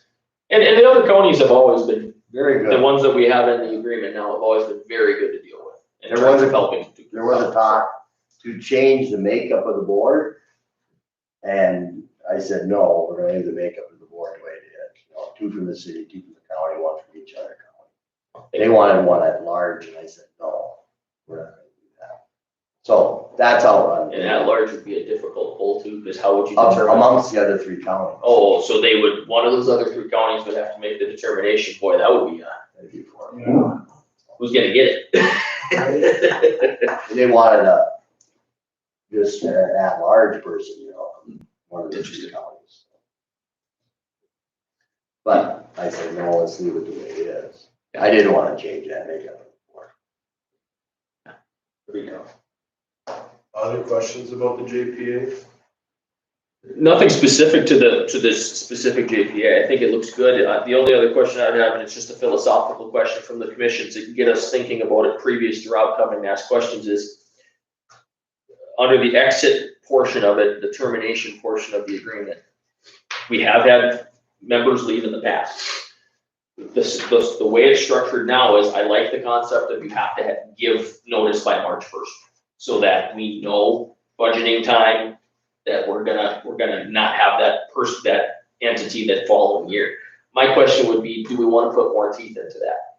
Where maybe there's some type of, you know, because like we have really good teeth in that 18% interest and say you gotta get your bill paid on time, but do we want to put some type of a exit fee on, so that entities don't jump out when all of a sudden we've got some big dollar costs or something of that nature? I thought they had a figure in here. No? No, it's just basically, if you give notice by March 1st, you're out free and clear. If you give notice after March 1st, then you have to pay for the next year's worth of costs. But basically, if you give between January 1 and March 1 of that year, if you give notice, you can be free and clear at the end of that year. At the end of that year. Through December. Through December. One. Yes, yeah, year 1, but still, it's a free and clear, you can just cut ties and walk away. I think you have to leave it. And I'm just bringing it up because I know it's something we have talked about in the past, just the thought process of how do we make sure there's teeth in the agreement to make sure that everybody's got the buy-in. Right. It's just something that came to my mind. Well, and I think that's part of the teeth is having it, funded through to December of that year. That you don't decide in March that you're leaving, and then April you're no longer there. And I think that's reasonable. And you stop paying. And the reason that March it was brought up was that's when Rob starts his budgeting process for the following year. So we need to know, what type of revenue can be expected from the other counties as we move forward, or other political subdivisions as we move forward through that budgeting process. And March 1st is the beginning of those talks, and so I think that was. Oh, I like the March 1st date, because that way we've got some teeth in it to the point where it says, you can't just decide in September you're not coming back next year. Because the budget's already pretty much finalized by, I mean, it's not finalized technically, but you know what I mean. So, We don't want to find ourselves in the predicament that we find Yes. ourselves with and have somebody leave, you know, a quarter of the way through the budgeting or through the year and then. Well, at the same time, I don't wanna hamstring the entities that are involved either, because if it is a decision that needs to be made for one of the other entities that they need to go someplace else for their services, I'm not saying that's unreasonable, because, you know, the court system, maybe where your prisoners are going to see the judge or something might change, you know, maybe it would make more sense to house in Grand Forks or Jamestown or something like that. We have to give those other commissions the ability to make the best decision for their counties or cities and their communities on where they're gonna house and where they're gonna get their services. So I just wanna make sure that we're being fair and making sure that we have a stability of the center while at the same time giving their county commissions the flexibility they need. Nancy Markworth was on this. Other than that, I think the agreement looks pretty doggone good. I just think it's gonna be interesting to see how the side agreement between us and the city will be structured.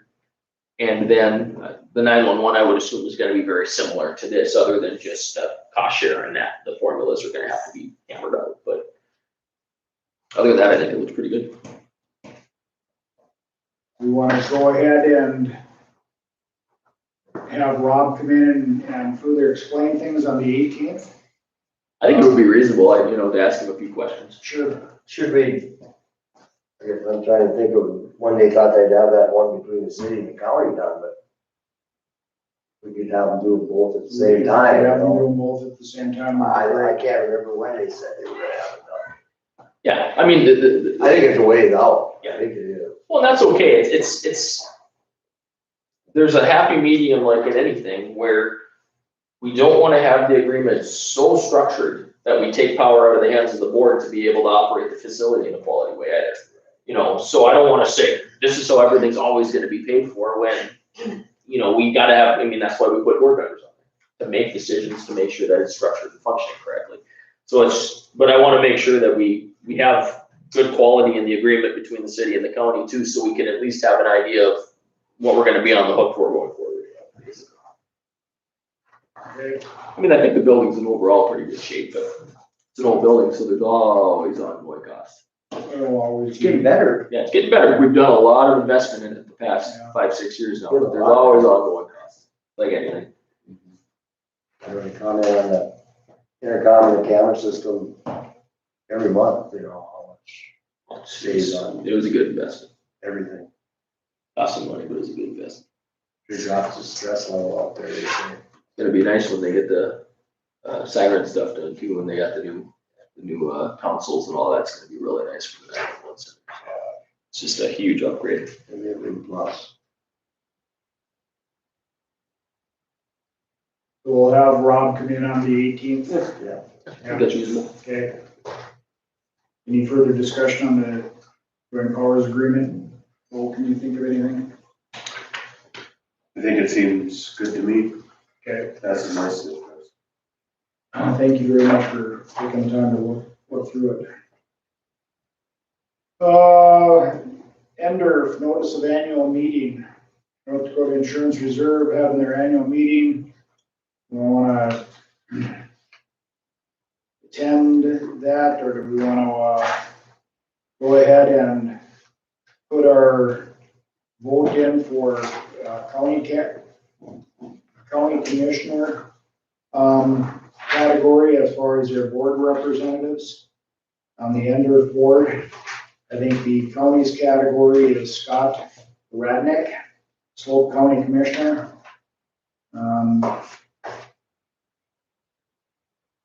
He's currently on the National Association of Counties, Western Interstate Regional Board of Directors, member of Slope County Fair Board, member of Amidon Rural Fire.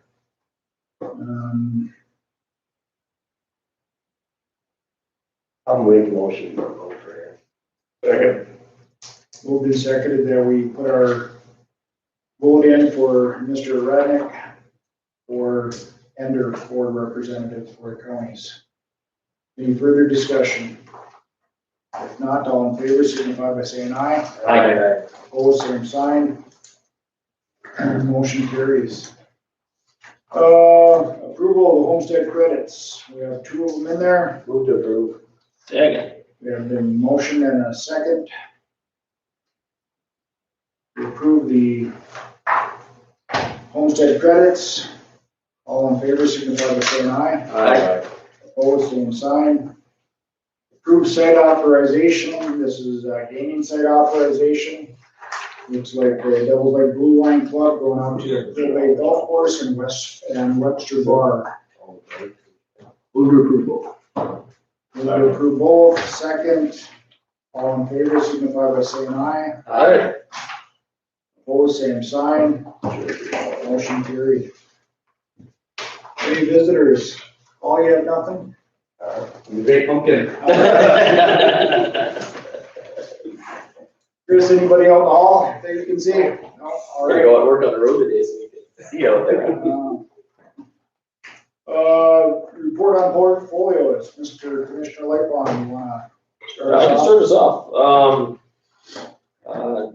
Nothing too crazy going on. Forward Devils Lake, we have a couple new executive board members on the board that meets. Bobby Foster from the Ramsey National Bank is on the board now, and Todd Darling, the college president, is on the board with us now. So welcome them. Pretty common stuff going on there, just constantly doing things. Social services, we met last month after our second meeting. Our new administrative officer started. It was her first meeting, and she was getting the lay of the land, and I think she seems like she's doing well. So, in talking with Rhonda, our director, she reiterated to me that human resources has been huge for them, just because they go through so many staff, the constant churn of hiring and separations and things like that. So she would like to see somebody hired, so we have additional background on that. Other than that, I think everything's going pretty well there. The costs of the indirects are always a concern, but we seem to be hammering it out okay. North Central Housing Authority, our new director Tim's been on the job now for, oh gosh, 2 months almost. Things are going pretty well there. He's getting his feet wet and learning the programs, going through the projects. We are in the process of determining how we're going to handle our accounting long-term, being that our old executive director used to do all of the books and things of that nature. We have essentially kept her on as a part-time employee because her new job, she went to part-time, so she's handling the books for at least the next few months for us. And then we're going to make a determination on how we're going to handle it. But right now it's working just fine. So we'll kind of keep rolling with that until we can figure out what we're going to do. But other than that, everything seems to be running pretty smoothly every place we've been going. So that's about all I got. Mr. Wolf? Lake access, docks are in, other than that, nothing. The fair board, Sarah and Kevin touched on everything there. The recorder's office didn't have anything they wanted reported. Treasurer office, 21 mobile homes with unpaid taxes, all are working with her except for one individual was a little upset. Guess they had to share them all. Other than that, like she told them, she's more than willing to work with them if they gotta make pay. Mr. Brown? Yeah, Senior Meals extends a big thank you to all the commissioners and Andy, all the help that she gives them. And law enforcement, they got help wanted out there. They're short, hard to hire people. We're seeing them all over town, I guess. So. We got a new captain. Joe moved over from the re-entry. And they hired somebody for re-entry within the re-entry. A lady, I don't remember her first name, but Amber, yeah. Thank you. So things are going all right. That's a social privilege. Mr. Wakefield? Thank you. Alan, Lake Region Heritage Center has a arts festival coming up in June. That should be pretty cool. trying to involve people around downtown. I don't remember exactly what day it is, I guess I can pick it up, but just, be on the lookout for Facebook posts and stuff. Should be a good event, first year it's ever been done. I missed the last district health board meeting because I had food poisoning. It was a fun week last week, we'll put it that way. Food poisoning. Let's see.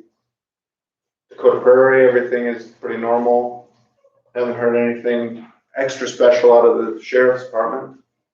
I guess that's about it. Great. Well, been working a lot with Candy on various things, and I'm sure we'll have budget discussions coming up, and we should maybe give departments an idea of where, as a commissioner, we want to send them in their budget processing, individual departments, whether we want to stay even, increase, all those kind of fun things. We'll start having those discussions. Political subdivisions have to have their budgets into Candy by July 1st. So reminding them of that, we have their budget estimate preliminary out to the people by, I think we have to have that approved by August 10th, so it can go out at the end of August, so. Yeah, so, always been a great help. Been very busy. HR, do we want to, set up an interview committee? Do we want to, commission as whole to interview that individual? Or those individuals that are applying for that? Do we want to have a couple commissioners and Candy be a part of it? Well, we have the commission as a whole, the interview has to be open to the public, right? Correct. My recommendation would be one or two of us along with Candy, maybe Bo, sit in on those interviews and, go through that process. I think the deadline is tomorrow at 4. Do we have applicants? Or? We do have applicants, Yeah. so, which is good. I know one of the things that came up in discussions was, maybe a different location for that office, something that would have more privacy, to give for employees so they're, not being ID'd going in and talking to the principal's office kind of thing. The other thing is that when you're surrounded by other offices, these old walls don't provide a whole lot of sound barrier. Even with the sound barrier, cushion that we had placed on Crystal's office, it's still very easily heard with behind the other side of the wall. So that was one of the recommendations where we look at within the building. I'm not sure if there's any open available spaces, but that was something that we may have to do a juggling act on and see if we can work something out. But looking forward to having somebody in place. They're certainly very much needed. And I know Crystal had given some recommendations and some thoughts on how to make this a better place to work. And so hopefully we can try to carry those messages forward to the new HR person. That person will have their own ideas on how we can implement some of those things. But one of the things, and I certainly agree with, would be to allow our employees an opportunity to volunteer within the community without having to take time off from work. Having some apparel expense allowed, saying, Ramsey County, be proud of who you work for, and have that individual out helping out at a volunteer type of event, whether it be a Kiwanis pancake supper, or a Rotary spaghetti feed, or Devil's Run, Relay for life. or Relay for Life, setting up I like this. luminaries. You know, being able to have our employees out in public, interacting with the public, without having fear of having to take vacation time in order to do so. And I think that would be something that we can work with HR going forward and coming up with a policy to allow employees to do that. Set like a maximum allotted hours or something, you Yeah. get a couple, 3 days a year or something like that, where you can donate your time to something. Yeah, I know there's other entities that do that, KLJ has a program, or had something like that at one point in time, I remember. Well, we've got some emergency, Yeah, like for sandbagging or whatever. Yeah. 3 days, 24 hours a year, but nothing like that. You're talking about the shirt or the apparel. I guess for Rotary, we pay $20 per shirt, and then you can go to different vendors from town. So Rotary picks up the rest. you know, Or no, we pay 20, then you pick up the rest. So a shirt like this would be, you only pay $20 for it. what's the apparel budget in the, for the fire department stuff? It's a $100 limit, and we pay 50%. I mean, so you can get $200. What stuff will pay on? yeah, yeah, yeah. I think it'd be a good idea to get in Get some apparel. nice polos and stuff. As long as they just have a logo. Huh? Suit. Yeah, there you go. Get your Ramsey County logo on your blazer. Yeah, Over patterns, that was something we looked at during the comprehensive plan, was they took a picture of above that logo on the floor of the temporary courthouse. That's a nice logo. Recreate that somehow. no, They'll need, if they're gonna put it on a shirt, they'll need a digital. visual. Or maybe, I guess they create those two places, to make Yeah. shirts too. I just like the idea of banking a few hours so that our employees can give some time to the community, and it increases visibility, and it's just good. Yeah, It's good when you volunteer, so. Well, the discussion that we had was that you see so many people like asking for help for volunteers, you know, no, I think it's just one way of giving back, I mean. yeah. Well, and I a couple know people mix it I've together. had employees come to me to sign off on vacation requests for volunteer activities, and I'm like, no, I'm not gonna. You go ahead and take that time off, because we won't include it against your vacation, so. I think volunteering for your community is a good thing, and being proud of where you work and, who you're employed with, I think is also a big plus and a big positive as well. I think there's a lot of great employment opportunities that we have in Ramsey County, and I think people should, be excited about where they work and be able to share that with the community. So, In a sort of similar vein, forgive me if this has come up before and I've forgotten, but I know Commissioner Lightfon was talking about it.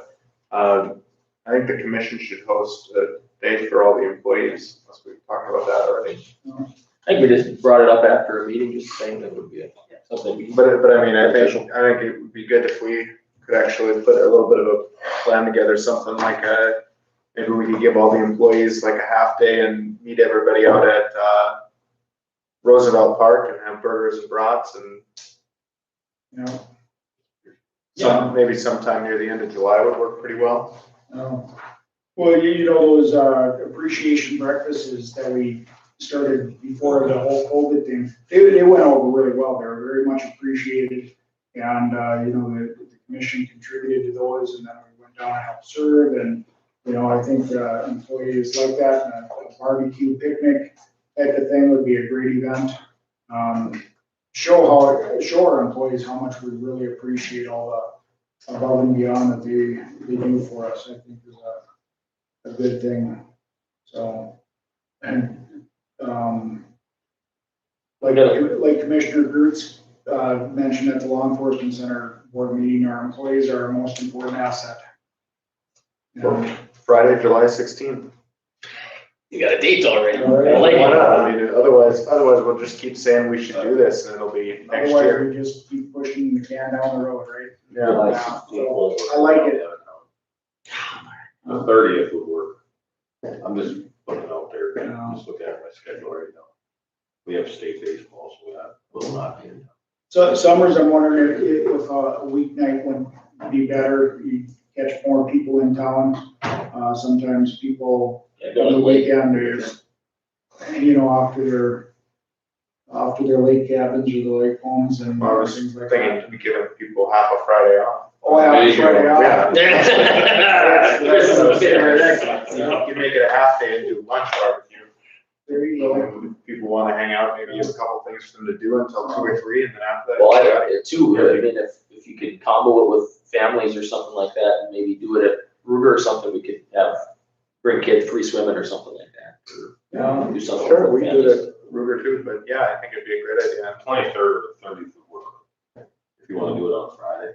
I think Friday would be nice and then If people. we're gonna do it at Free. Ruger, we have a horseshoe tournament or something. Well, whichever. We can let Candy decide that. She's. We'll pass that on to the new HR.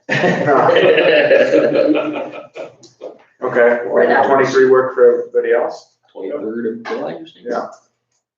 Maybe. Works for me. The early harvest starts, but We're good. I'll be there. I'll make a motion that, the county commissioners, each individually, whoever wants to contribute, will host, an employee appreciation barbecue and lunch, on Friday, the 23rd, location to be determined, and that, all employees be given a half day that day. Unless they're essential or have some reason to need to be. This is with me, that's fine, we'll make it. Trying to give you time off. Right. We appreciate it. I'll second the motion. I do have one thing. When is the state fair? Is that over that week? Good question. What day did we take? 23rd. I think that's the start of it, yeah. So, So, well, does that enough? I mean, again, I'm just saying that would they would either be at work, I got you. right? They'd either be at work or they, Well, whatever, so it's like, I So don't then we understand give them how. half month. well, in the summer months, we're never gonna be able to pick a perfect day. Because there's always, somebody's going to the lake, somebody's going to the state fair, somebody's going to a concert. That actually might work good if we do our Yeah, cookout thing and if they want to day off, we do for it. at the end of the day, if we only get half of the staff, well, that's fine. We're offering the opportunity to come hang out, have a free meal and visit, and, Yeah, one, did we decide on HR or what are we doing there? One thing I wanted to add is at our last social service meeting, I brought up the fact that, Crystal had resigned and she was taking a job elsewhere. And I brought up to the board that I expect social service to take part of the salary. And I think that's only fair. I don't think we have changed our workforce that much that we need a full-time HR person. But with social service involved in 3 other counties, yes, we do need a full-time social service. let's, complete this employee appreciation motion that we have on the table first, and then yeah, we need to vote on it. Any further discussion on the employee appreciation July 23rd? If not, all in favor, signify by saying aye. Opposed, same sign. We'll bring more information back at our May 18th meeting, I think. Rhonda indicated that day, and I talked to her afterwards later. She said, she was talking to the state about paying that share, but I don't, she didn't have a lot of hope, I guess. yeah, it's the question of, is it a direct cost or an indirect cost, and where is it listed in the formula payment and all that kind of stuff, so. I think it's something we can hammer out with the board though as a whole, that I think it's only reasonable that they don't necessarily have to pick up half a salary or something like that, but they gotta chip in just because it's adding so much workload. I think it's only reasonable, and but it's something on the table there, yeah. I think it's. So you can tell the applicant that, there might be trips to Rolla or Yeah, there'll be some Can't do it. travel, well, yeah, You there's don't travel want to. involved already, so. You know, we're done. I've been making a list of, We're gonna have to figure out. Yeah. I surely don't feel that Ramsey has to pick up the whole tab on our HR. There should be some type of issue. Yeah, I think Rhonda is amenable to that. I think it's just a matter of figuring out how the state's gonna, Yep. what it's considered indirect, direct, and then how we're gonna work with the other counties on how they're gonna pay for it. She indicated that in our conversation later that she'd be all right with that. on HR, yeah. And let's add that on how we're gonna pay for that, or whether or not social services will be, So we involved. yeah. Yeah. Because it is, a third, 2/3 of that job is in that department. Do we want to set up a committee, or do we all wanna be a part of that? I think a committee would make the most sense. I think it can be very daunting for somebody, especially if they're thinking about coming from another job. Yeah. This is me speaking from experience. I've applied for jobs where it had to be open record. And it's really hard if you're thinking about looking at a new job and you don't necessarily want your current coworkers or boss or whoever to know. And there it all is in public record. Right. My question would be for the state's attorney, in that,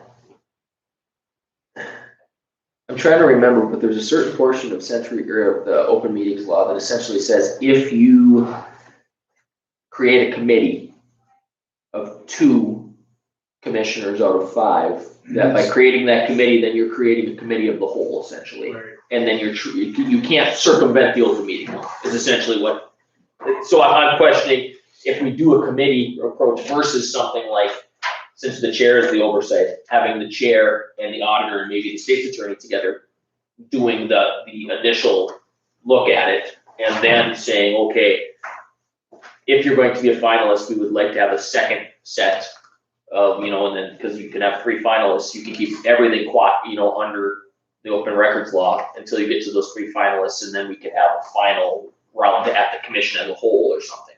Sure. Let's just do 2. Yeah, whatever we can do legally. I'll look at it. Yeah. I'll send you an opinion. Okay. In an email.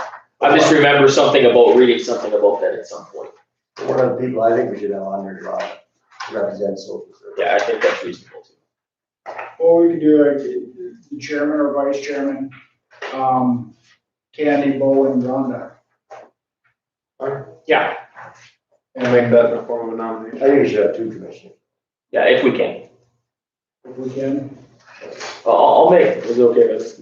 I'll make a motion that in order to hire the HR supervisor, that we set up a committee with the auditor, state's attorney, social services director, as well as 2 commissioners, if it is legal to use 2 commissioners. The vice chair and the chair would make the most sense to me. If it's legal or not legal, let's just use 2. Yeah, well. Hey, that's very good there. If they have to have oversight. And I get what you're saying. You're saying that Right, it doesn't matter. allow it to be open record. I wouldn't want to sit on there myself and hire this person and it don't work, and then I gotta look at 2 other 4. No thanks. There's 2 of you, then you make the decision Well- together and. Well, my whole point is. Not that I want to be on there. I'll withdraw myself. Yeah. Well, yeah, that'll be my motion. I'll let somebody second it, and then we'll. Second. Basically, all I'm saying is that if by including 2 commissioners, we automatically make it an open meeting requirement, then at that point, why don't we only have 1, ferret it down to the finalists, and then have the meeting? Right. Because essentially, I'm just trying to protect the people that are applying if they're coming from another job and they don't want that out until they become a finalist. Yeah, you said there was 3 apps so far. Yeah. So we're under that limit right now anyway, but I just wanna make sure that we don't put anybody in front of the camera that isn't prepared to get in front of the camera. As an open meeting. Well, we could have an open meeting, it doesn't have to be on camera. Right. Right, No, I realize that, but, make that very plain to the candidates. Yeah. Candidates. but it's still something where somebody walk in, walk Well, out. so somebody can walk in, sit in and view the meeting. I think It that, actually did, It did, the camera was on? yeah, because, certain people were watching that, it got back to my current employment really fast. Well, and that'll happen with the camera on and off. If it's an open Right. meeting, somebody's gonna know you came in at that point because there's enough people in the building then. well, I know. not only that, but Did you get treated person's better? name would be on the agenda. Exactly. And that's where I just wanna make sure, people apply, Yeah, and then maybe after they learn, go through an initial process, learn maybe this isn't gonna be for me. We wanna make sure that those people aren't listed so that not outed to an employer or something if they were just putting out a feeler and they were just wanting to learn more about the job type situation. I just wanna make sure we protect. I know that from personal experience. I applied to be the director of Forward Devils Lake, and I got called that I was a finalist. And they said they had to publish my name, and they said, if you do that and I don't know I get the job, I promise you Edward Jones will fire me. Yeah. Like that. Because as soon as a financial advisor, because they're afraid you're gonna sell the book of business. And I said, if it gets out and I don't get the job, I will lose my current job 100% of the time. And so I said, pull my name. I don't wanna be a finalist anymore if you have to publish it. I know that, so you're really, Yeah. So it's just a happy medium between. no. Not a good feeling. No. So, And I think that's why finalists are made public, right? So you can have a preliminary determination of who's good and who's not, right? That's kind of built in to the fabric. So if we make that first meeting an open meeting, basically you're traumatizing twice. Yeah, and that's what I'm essentially saying, is Right. let's make sure we make the preliminary portion of it so it doesn't have to be open, so we can go through those candidates, sift through them, make sure that the candidates that really wanna look at this job are the ones that come to the open meeting portion. So will you amend your motion to say that if it has to be an open meeting under the stipulations you've made, that the vice chair will no longer be a part of it? Yes. Okay. You still good with seconding that? Great. just put another commissioner on. You'll say. Well, You'll love that social service. well, no, but, just so we make sure that it's closed previous to having to have the final discussion, basically. Okay. Let me look at it. Yes. We've got some time to figure it out. By the end of the workday. I'll let you take my time. Any, further discussion on the motion? We're making it complicated. If not, all in favor, signify by saying aye. Aye. Opposed, same sign. Motion approved. One last thing I have is Outlet Advisory Meeting will be virtual next Wednesday, the 12th, from 2 to 4 p.m. Whether or not we want to have a larger venue for people to be able to witness or be a part of that meeting, I'm not sure. I would certainly offer up the courthouse if we'd like to do that. Myself and Bill Mertens are the representatives for Ramsey County. Joel Anderson is Towner County, Mike Steffen is Benson County. I want to say Ben Barneson is Nelson County. And then we have Senator Dave Elke as our legislative or representative from this part of the region. And then there's another 8 or so down the southern part of the tributaries that are part of that advisory committee. And I think the key word there is advisory. They give a recommendation on how they think the pump should be operated for the season. And then the governor and state water commission will make that decision based on the recommendation of that committee. I know we're a little outnumbered because there is a Minnesota and a Manitoba representative on there, so, and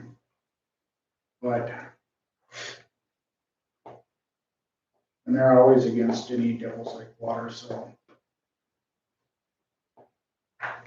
But that's Wednesday, May 12th, 2 to 4 p.m. Virtual boardmeetings.com or whatever. That's when the state water commission meets, Yeah, they're deciding that day. yeah, that's the Lid Advisory Committee meeting, is the Wednesday, May 12th. And it's not gonna be an in-person meeting, it's gonna be virtual, unfortunately. I would rather have an in-person meeting, and that's why I would offer up if anybody wanted to be a part of it, we could maybe do it from here or our basement meeting room or something like that, but You're gonna be able to have input back to them? I would think so. Certainly as a committee member, I'll be able to have input back to them. Whether or not they've made any decisions on allowing it open to the public for public comment, I'm not sure. To me, I guess if I was running that meeting, I would run it, and I'm gonna do it virtual. I would run it similar to how the legislative committees operated and have those that are gonna testify, have their, testimony submitted an hour before the meeting, have them on one platform, so they're able to view and speak and share their information with the committee members, and then have another platform for just those that want to view the meeting. And Who's the chairman of that? state water, well, actually the governor, or his designee. Usually it's a state, engineer. It'd be John Pikowski, who's the interim state engineer. I think we should make it, aware of the public in our own community. I think it's been pretty well publicized out there. I think That people you're are- gonna have a meeting in the courthouse? If we have a meeting here and host it, where people could participate. And I haven't seen any guidelines from the Water Commission how they're taking public comment, or if the public's just gonna be able to view, or if they should submit written comment. But that's something that needs to be clarified. And Well, there's people that come to my mind that are concerned about the lake. A lot of them still have land under the water. you know. Well, I know one lady that I know she testified, yeah, and she's well aware of the meeting. they say they're not gonna run pumps and. Well, they haven't said that yet, but. Cheyenne's flowing pretty good, I think. So, Motion to adjourn. so moved. Second. We are adjourned. Thank you. You're good at hitting that gavel. I am. What time works tomorrow morning, Kevin? However you want. Well, it's up to you. Yeah. 1:38. It's fine, yeah.